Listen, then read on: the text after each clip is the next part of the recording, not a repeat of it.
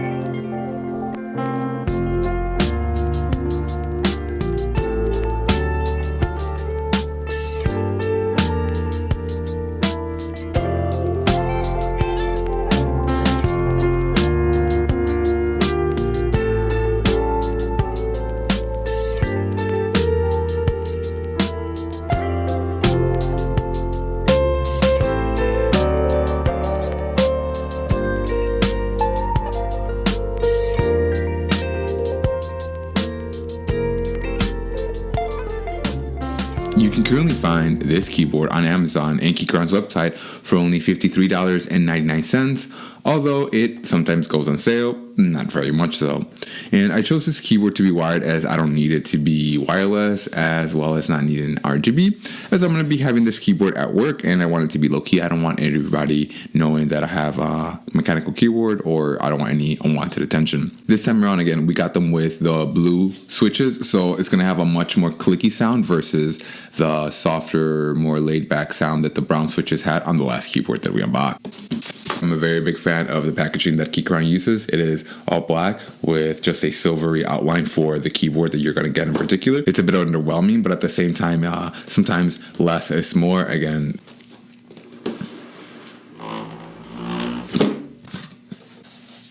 as always, we get an insert that will allow you to put your keycaps back into its place, just in case you ever pull them off and then you don't know how to get it back. A Type-C to Type-C braided cloth cable, but just so you can see, I pulled this out of the box and it already looks like it's been through the Sahara Desert. In the last keyboard that we got, in addition to a braided cloth cable, we also got a Type-C to Type-A USB dongle so that you can go ahead and plug this into your Type-A computer. This time around, we're not getting that, so they kind of skimped out a little bit. And in addition to that, we also got a keycap puller, but no switch puller. I feel that we're getting the shafts this time around. They are really skimping out. I do realize that this keyboard is just about $30 cheaper, but I figured that was just for the RGB. That was what you were paying for. I did not think that they were going to skimp out on the accessories, as the accessories was what kind of made the keyboard. A switch puller was not provided because this is not a hot stop of a keyboard, so there's no need for you really have a switch puller. However, it would have been just nice for them to throw it in there. It would have probably cost them 99 cents, and it would have meant a lot more to me and you, the consumer, I'm sure. We do have additional keycaps just in case you wanted to use them for your Mac or your Windows. We have the additional keycaps as well as a different colored escape key, just so that you could just vary it. You can have the one that's on there, or you can go ahead and put on the one that is retro colored and retro inspired to fit in with the rest of the keyboard. And here is the Keychron C1 full-size USB keyboard in all its glory. It is a beautiful retro inspired color that looks straight out of your 7th or 8th grade computer lab. It is a very, very nice retro inspired design. I am a huge fan of it. And this will not look out of place in an office. This definitely looks like it belongs in an office.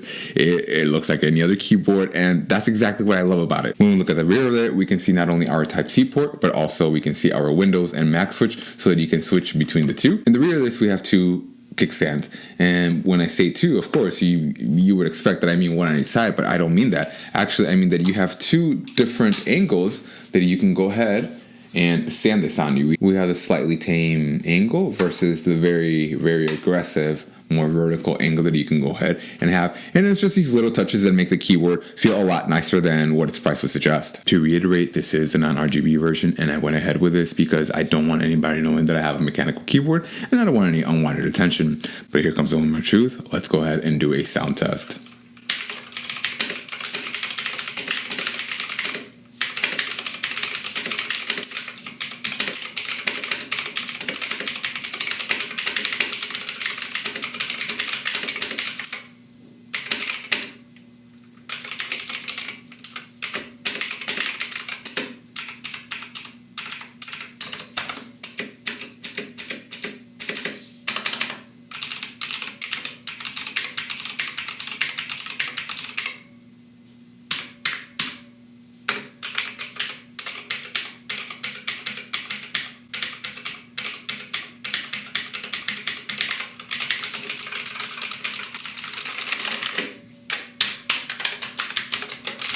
Yep, I could do this all flippantly. Holy cow. Upon removing one of the keycaps, I have found some very vital information. And it turns out that this time around, Keychron did not use Gateron blues. They went ahead with their own in-house Keychron blue switches.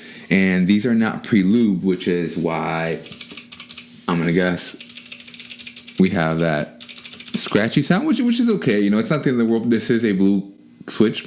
They are not known for their quietness. They're meant to make that clicky, tactile, switchy sound. However, I mean, it's okay.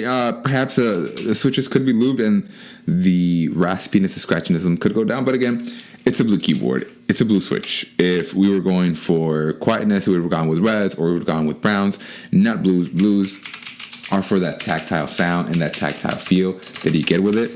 That is just oh so satisfying. Go ahead and leave in the comments. What are your thoughts on this? Would you go ahead and pick up one of these keyboards just because they're solo key? And again, in my opinion, I love this. I love how subdued, how underwhelming, how just not extraordinary it is. And this is completely a wallflower and it is not calling attention. And I'm a huge fan of that. Again, leave it in the comments. What do you think of this keyboard? Would you grab something like this? Would you skip out on it? Do you want a full RGB setup? And if you do, that's okay. And as always, thanks for watching. Upon further inspection, I went ahead and I pulled one of the keycaps and I saw that Keychron is this time around using one of their in-house switches instead of Gateron blues.